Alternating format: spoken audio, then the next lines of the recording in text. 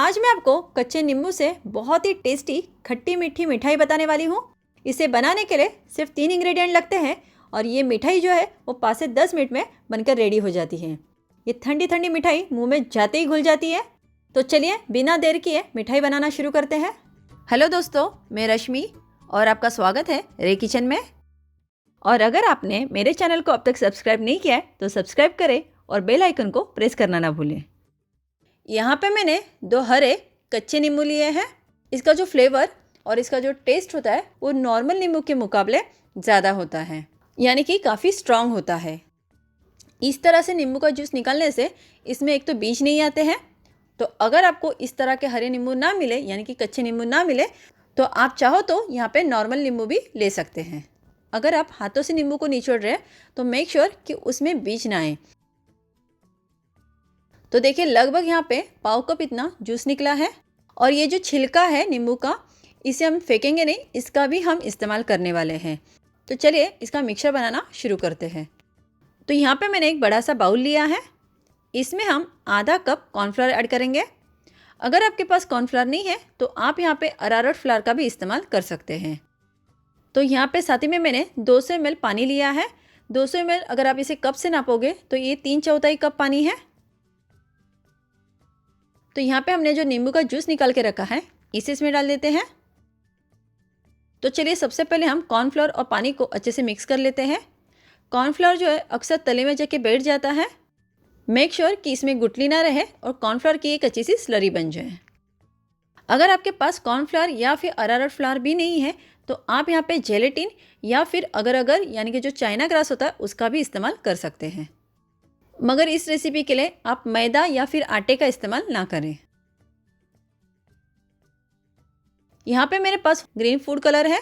मैं यहाँ पे हरे नींबू का यानी कि कच्चे नींबू का इस्तेमाल कर रही हूँ, इसलिए मैं यहाँ पे हरे कलर का ही इस्तेमाल कर रही हूँ। आप चाहो तो यहाँ पे ऑरेंज कलर या फिर येलो कलर का भी इस्तेमाल कर सकते हैं, या फिर बिना कलर के भी इसे आप बना सकते हैं। इससे टेस्ट में कोई भी फ़र्क नहीं पड़ता है, बस ये दिखने में बहुत ही खूबसूरत लगेंगे और ज़्यादा अट्रैक्टिव लगेंगे। फूड कलर कैसे घर पे आसानी से बनाते हैं इसका वीडियो ऑलरेडी मैंने आप लोगों के साथ शेयर किया है। अगर आप में से किसी ने नहीं देखा है तो आप मेरे चैनल पे जाके देख सकते हैं।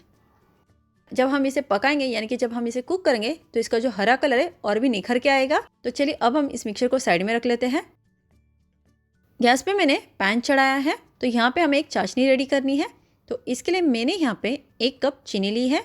आप चाहो तो यहाँ पे कढ़ाई या फिर भगोने का भी इस्तेमाल कर सकते हैं। साथ ही में हम आधा कप पानी डालेंगे। और हमने जो ये नींबू के छिलके रखे थे जिसका हमने जूस निकाल के रखा था, तो इसके जो अंदर के जो सारे बीज थे मैंने उसे निकाल दिए, क्योंकि जैसे कि मैंने कहा कि वो कड़वे होते हैं। तो अब हम करेंगे जो ये छिलके हैं इन्हें भी हम इसमें डाल लेते हैं। इस तरह से चाशनी में नींबू के छिलके पकने से होगा ये कि इसके अंदर का जो भी सारा फ्लेवर है वो सारा चाशनी में आ जाएगा और इससे जो हमारी मिठाई है वो और भी ज़बरदस्त और भी टेस्टी बनेगी। नींबू डालने से 2 चीज़ें होंगी। एक तो हमारी चाशनी एकदम क्लियर बनेगी और दूसरा कि इसमें चीनी के क्रिस्टल नहीं बनेंगे, जिसकी वजह से हमारी मिठाई एकदम परफेक्ट बनेगी। यहाँ पे हमें 1 तार 2 तार वाली चाशनी नहीं बनानी है। इसे तब तक हमें पकाना है जब तक कि चीनी अच्छे से मेल्ट ना हो जाए और छिलकों का जो सारा फ्लेवर है वो इसमें अच्छे से ना आ जाए। कि चीनी यहाँ पे पूरी तरह से मेल्ट हो गई है और आप देख सकते हैं कि जो नींबू के छिलके, अब इसका जो कलर है वो थोड़ा थोड़ा चेंज होने लगा है। अब इसका कोई काम नहीं है, इसका सारा फ्लेवर इसके अंदर अच्छे से आ चुका है। तो अब हम इसे निकाल देते हैं। तो यहाँ पे चाशनी बिल्कुल बनकर रेडी है। आप देख सकते हैं 1 या 2 तार वाली चाशनी नहीं बनी है, सारा फ्लेवर इसमें आ गया है। और अब हम करेंगे कि गैस को ऑफ़ कर देंगे और इसे हल्का सा ठंडा होने देंगे। पूरी तरह ठंडा नहीं करना है, हल्का ठंडा करना है। तो एक 2 मिनट का वेट कर लेते हैं। तो यहाँ पे 2 मिनट हो गए हैं, चाशनी हल्की सी ठंडी हो गई है। तो अब हम करेंगे जो हमने ये स्लरी बना के रखी है इसे पहले तो अच्छे से मिला लेते हैं, क्योंकि कॉर्नफ्लोर अक्सर तले में जाके बैठ जाता है। अब हम एक हाथों से इसे डालेंगे और दूसरे हाथ से इसे मिक्स करते जाएंगे। ध्यान रखें कि यहाँ पे हमें गैस को ऑफ ही रखना है, यानी कि चूल्हा हमें बंद ही रखना है। अगर आपने गरम गरम चाशनी में कॉर्नफ्लोर स्लरी को डाला होता तो होता ये कि इसमें तुरंत ही गुठली बनना स्टार्ट हो जाती। तो चलिए अब हम गैस को ऑन कर देते हैं। आँच को मैंने धीमा रखा है।